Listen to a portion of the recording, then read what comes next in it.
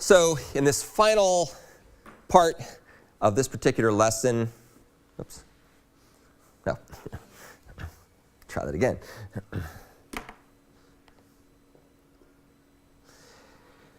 So in the final part of this lesson, we're going to show an example, and this example is going to illustrate how a program is actually used in order to be able to handle interrupts properly.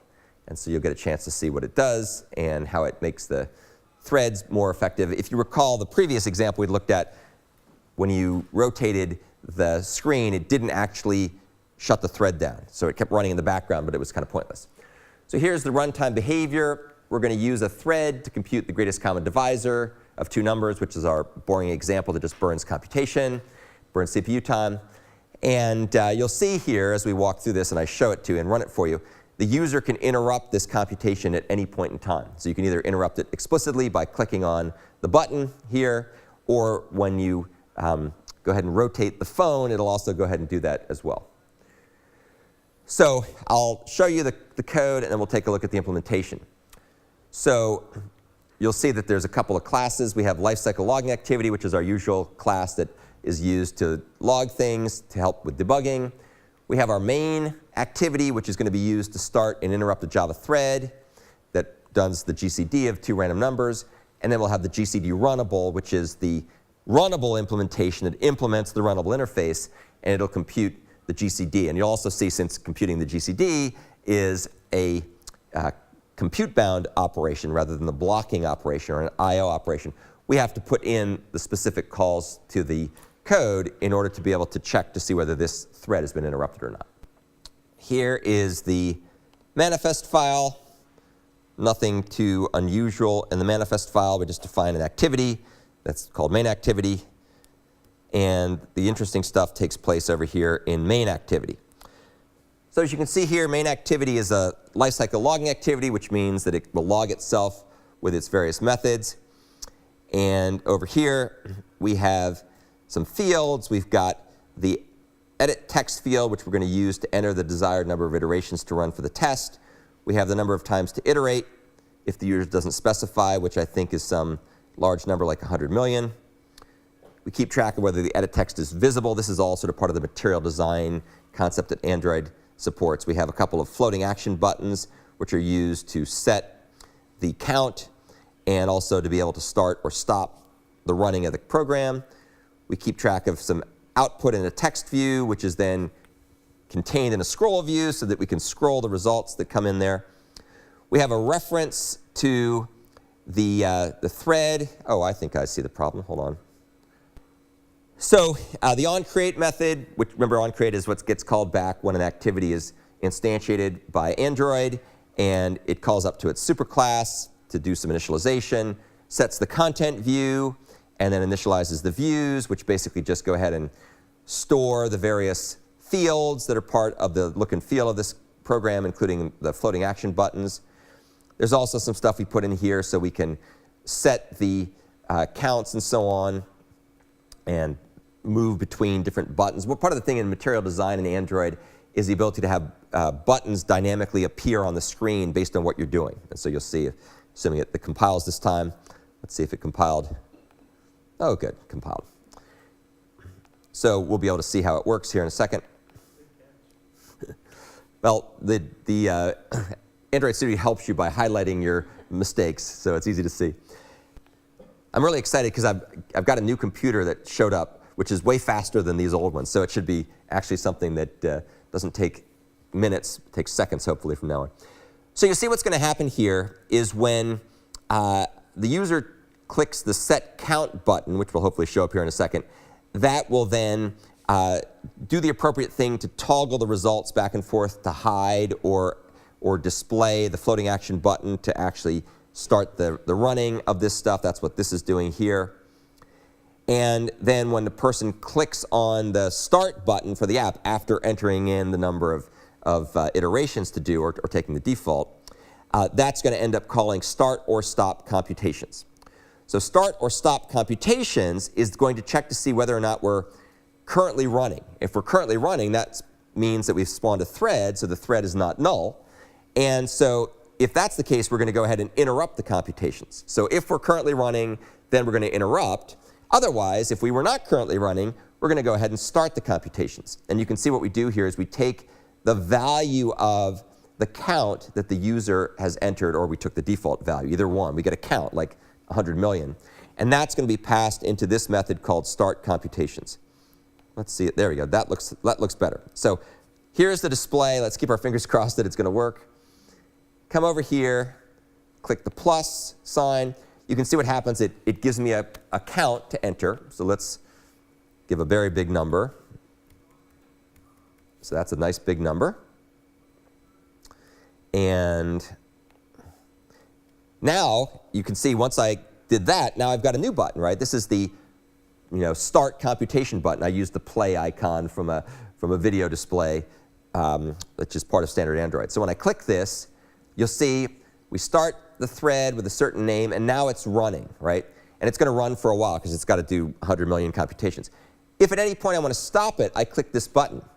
And you can see I get a little toast pop up saying I've interrupted the thread, and it also goes ahead and finishes. And it finishes prematurely. So just for kicks, I'll now run it, and I'll let it run out. So now it starts over again. And you can see that this is a scroll view. And you'll get to see why it's a scroll view in just a second. Because when it gets down here, you can see it scrolls, right? So it's scrolling down there. And it'll run for a little bit. I think it typically runs about 10, it runs for 100 million times, but it prints out about 10 things. And when it's done, now it finishes gracefully. So you can see it says finishing thread with this particular thread. So that's the way to do it. Now let's try this. Let's move this over just a bit. And now let's try running it. And while it's running, we're going to go ahead and rotate it.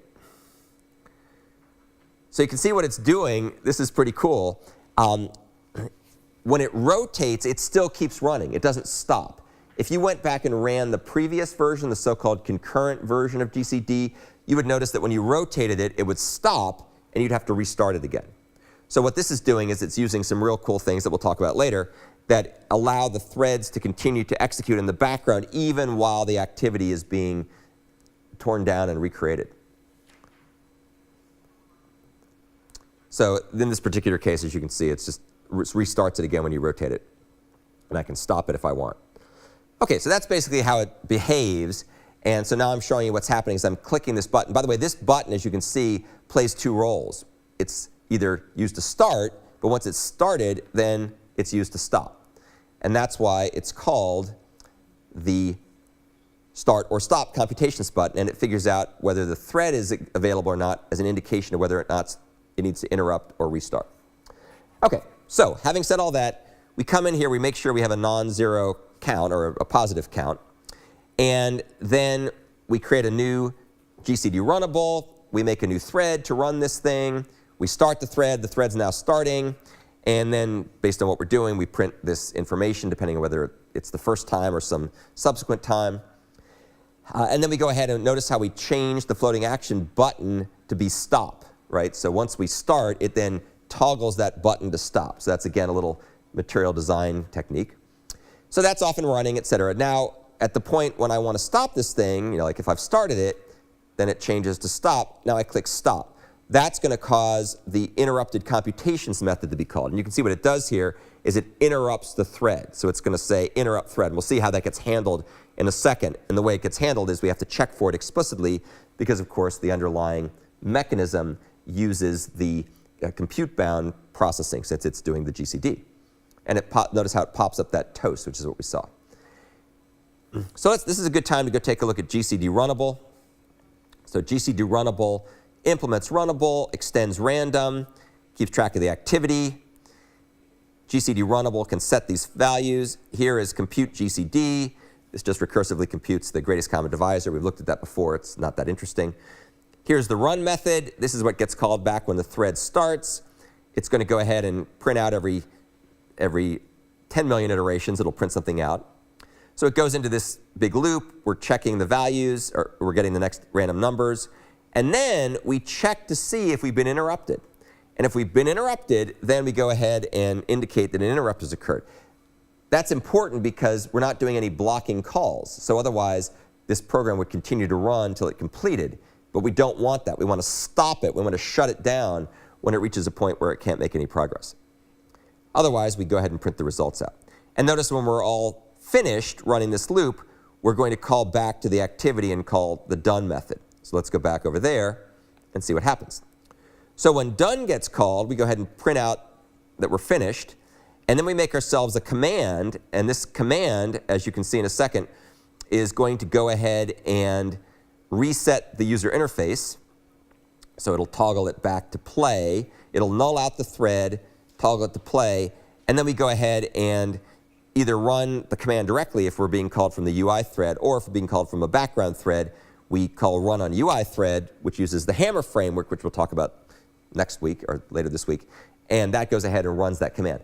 Now, it turns out that I don't actually have to do this check. I could just call run on UI thread directly. And that internally does essentially the same thing. It figures out if it's running in the UI thread or not. Here's the print line command. You can see what this does. This is what is getting called here every time we want to talk back to the user interface. Remember, this is running in a background thread, so we cannot talk directly in the background thread to the user interface thread. So what we're going to do is we're going to call print line, passing in this string, and that's going to call back over here. And what we're going to do is we're going to take the string to print. We're going to make a new command, which is essentially a lambda expression. And that command, when called in the context of the UI thread, we'll go ahead and append the string to print, and then it's going to put a new line at the end, and then it'll go ahead and move the scroll view down by 1, so it keeps moving down. We make that command, we call run on UI thread. That will go ahead and run this thing in the user interface thread. OK, here's the onResume call. So the onResume call is called back when an activity is about to regain the focus. And so what we do here is we go ahead and call up to the superclass, and then we check to see whether or not an orientation change has occurred. And that's what's going to happen when we rotate the device. And so it'll go ahead and do the right thing, depending on what state we're in.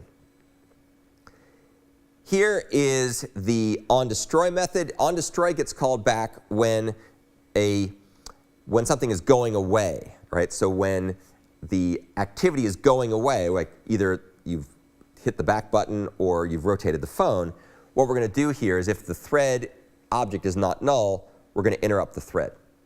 So the key thing to note here is that this implementation, unlike the previous one, will properly cause the thread to shut itself down, because it uses the voluntary checking mechanism we talked about.